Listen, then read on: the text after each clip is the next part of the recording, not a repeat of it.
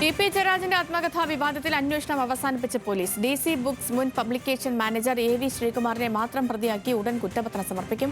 കൂടുതൽ പേരെ പ്രതി ചേർക്കേണ്ടതില്ല എന്ന് അന്വേഷണ സംഘം പറയുന്നു. ഗോകുൽ രമേശിന്റെ കോട്ടയത്ത് നിന്ന്. Gokul, good morning. ഒരു ഉപതെരഞ്ഞെടുപ്പ് ദിവസം കേരളക്കരെ ആകെ മുൾമുനയിലാക്കിയ CPM-നെ ആകെ ആശങ്കയിൽ നിർത്തിയ ഒന്നായിരുന്നു പി ജയരാജന്റെ ആത്മകഥയിലെ PDF പുറത്തു വന്നത്. ഈ വിശ്വാസവഞ്ചന കുറ്റം ഡിജിറ്റൽ കോപ്പി പുറത്തുവിട്ടതുമായി ബന്ധപ്പെട്ട IT ആക്ട് അടക്കം ചുമത്തിയാണ് ഈ DC ബുക്സിന്റെ പ്രസിദ്ധീകരണ വിഭാഗം മാനേജർക്കെതിരെ കേസെടുത്തത്. ഇയാളിപ്പോൾ നിലവിൽ പ്രതിസ്ഥാനത്തുമാണ്. ഈ DC ബുക്സ് ഇയാളെ സസ്പെൻഡ് ചെയ്തതുമാണ്. ഇപ്പോൾ പോലീസ് നീക്കം എങ്ങനെയാണ്? പോലെ തന്നെ വളരെ ഏറെ വിവാദങ്ങൾ സൃഷ്ടിച്ചിട്ടുള്ള ഒരു കേസായിരുന്നു. ആ കേസിൽ പോലീസ് അന്വേഷണം ഏറെക്കുറെ പൂർത്തിയായിട്ടുള്ളതായിട്ട് പോലീസിന്റെ ഭാഗത്തു നിന്ന് തന്നെ അറിയിപ്പ് ലഭിച്ചിരിക്കുകയാണ്.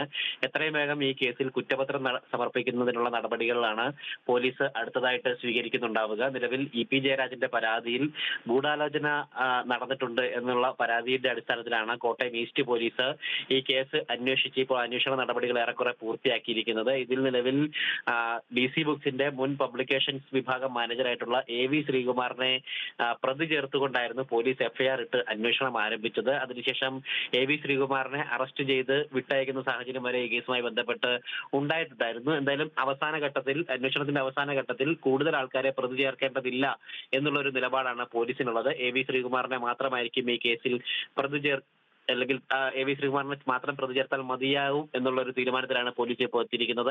ശ്രീകുമാറിനെ പ്രതി ചേർത്തുകൊണ്ടുള്ള കുറ്റപത്രം എത്രയും വേഗം തന്നെ കോടതിയിൽ സമർപ്പിക്കുക എന്നുള്ളതാണ് പോലീസിന്റെ അടുത്ത നീക്കം. എന്തായാലും ഈ കേസിൽ ഗൂഢാലോചനാപരമായിട്ടുള്ള കാര്യങ്ങളൊന്നും കണ്ടെത്താനായിട്ട് സാധിച്ചിട്ടില്ലെന്നുള്ളൊരു നിരീക്ഷണം കൂടി പോലീസിന്റെ ഭാഗത്തു നിന്നുണ്ട്. ഈ കേസുമായി ബന്ധപ്പെട്ട് AV ശ്രീകുമാറിനെ കൂടാതെ DC ബുക്സിന്റെ ഉടമയായിട്ടുള്ള DC രവിയും അവിടുത്തെ ജീവനക്കാരുടെയും ഒക്കെ തന്നെ മൊഴി വിശദമായിട്ട് പോലീസ് പരിശോധിച്ചിട്ടുണ്ടായിരുന്നു. അതോടൊപ്പം തന്നെ ഈ ആത്മകഥയുടെ ഭാഗങ്ങൾ ചോർന്നത് ഏതു വിധത്തിലാണ് എന്നതുമായി ബന്ധപ്പെട്ട് അന്വേഷണം പോലീസ് നടത്തി. ശ്രീകുമാറിൽ നിന്ന് തന്നെയാണ് ഈ ഭാഗങ്ങൾ പുറത്തേക്ക് ചോർന്നത്.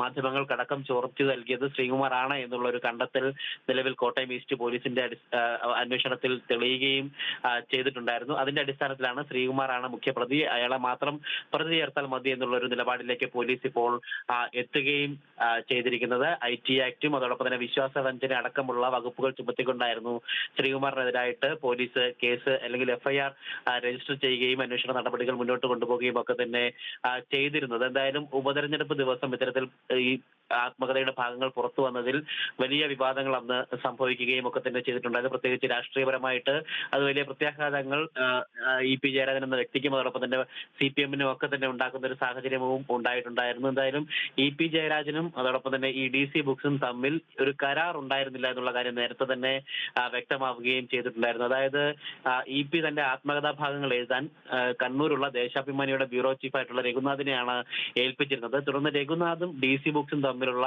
വാക്കാലുള്ള ഒരു കരാർ മാത്രമായിരുന്നു ഉണ്ടായിരുന്നത്. അതായത് പുസ്തക രൂപത്തിൽ ഈ ആത്മകഥാ ഭാഗങ്ങൾ കൂട്ടിച്ചേർക്കാം എന്നുള്ളൊരു വാക്കാലുള്ള ഒരു കരാർ മാത്രമായിരുന്നു DC ബുക്സുമായിട്ടുണ്ടായിരുന്നത്. പക്ഷേ എങ്കിൽ പോലും ഈ PO അല്ലെങ്കിൽ രഘുനാഥോ പറയാത്ത പല കാര്യങ്ങളും ആ ആത്മകഥാ ഭാഗത്തിൽ അധികമായിട്ട് DC ബുക്സിന്റെ ഭാഗത്തു നിന്നും എഴുതി ചേർക്കുകയുണ്ടായി എന്നുള്ളൊരു കണ്ടെത്തലും പോലീസിന്റെ ഭാഗത്തു നിന്നും ഉണ്ടായിട്ടുണ്ടായിരുന്നു. അത് ഏറെ ശ്രദ്ധേയമാണ്. അതായത് അനാവശ്യമായിട്ട് അല്ലെങ്കിൽ അവർ പറഞ്ഞു തരാത്ത കാര്യങ്ങൾ എഴുതി ചേർത്തു എന്നുള്ള ഒരു കാര്യം വളരെ ഗൗരവമായിട്ട് പോലീസ് കണ്ടെത്തി. അതിൽ കൃത്യമായിട്ട് AV ശ്രീകുമാറിന് പങ്കുണ്ട്. അതോടൊപ്പം തന്നെ ആ ഭാഗങ്ങൾ കൃത്യമായിട്ട് ചോർത്തി നൽകിയതിലും AV ശ്രീകുമാറിന് മാത്രമാണ് പ്രധാനമായിട്ടുള്ള പങ്കുള്ളത് എന്നുള്ളത് കോട്ടയം ഈസ്റ്റ് പോലീസ് കണ്ടെത്തുകയും ചെയ്തിട്ടുണ്ടായിരുന്നു. എന്തായാലും അത്തരത്തിലുള്ള അന്വേഷണത്തിൽ കണ്ടെത്തിയിട്ടുള്ള കാര്യങ്ങളൊക്കെ ഉൾപ്പെടുത്തിക്കൊണ്ടായിരിക്കും കുറ്റപത്രം നിലവിൽ കോടതിയിൽ സമർപ്പിക്കുകയും ചെയ്യുന്നുണ്ടാവുക. എന്തായാലും പി ജയരാജന്റെ പരാതിയിൽ വളരെ വേഗത്തിലുള്ള ഒരു അന്വേഷണം തന്നെയാണ് കോട്ടയം ഈസ്റ്റ് പോലീസ് പൂർത്തിയാക്കിയിട്ടുള്ളത്. SHO ശ്രീജിത്തിന്റെ നേതൃത്വത്തിലുള്ള അന്വേഷണ സംഘമാണ് ഈ കേസിൽ ഇപ്പോൾ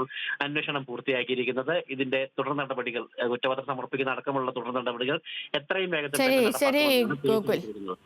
ശരി. അപ്പോ മുന്നണിയെയും സർക്കാരിനെയും ഒരുപോലെ പ്രതിസന്ധിയിലും പ്രതിരോധത്തിലുമാക്കിയതായിരുന്നു ഒരു തിരഞ്ഞെടുപ്പ് ദിവസം പി ജയരാജന്റെ ആത്മകഥ എന്ന പേരിൽ ഈ PDF പുറത്തു വന്നത്. അന്ന് ആ സമയം തന്നെ പി ജയരാജനെ നിഷേധിച്ചിരുന്നു. ഇപ്പോൾ ഈ വിവാദത്തിൽ അന്വേഷണം അവസാനിപ്പിച്ചിരിക്കുകയാണ് പോലീസ്. വിവരങ്ങൾ നൽകുകയായിരുന്നു കോട്ടയത്ത് നിന്ന് ഗോകുൽ രമേശ്.